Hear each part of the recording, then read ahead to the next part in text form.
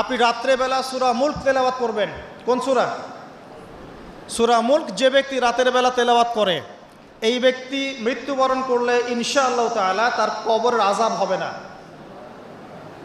কবরের আযাব কি চারটাখানি কথা?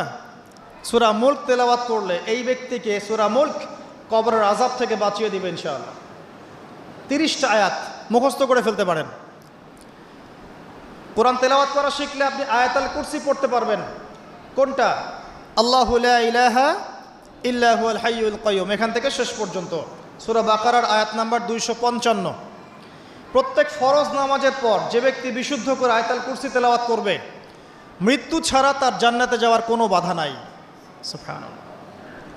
আর ছোট্ট সূরা আছে কিছু, সূরা ফালাক, সূরা নাস, সূরা ইখলাস। সকালে 3 বার সূরা ইখলাস, 3 বার ফালাক, 3 বার নাস। বিকেল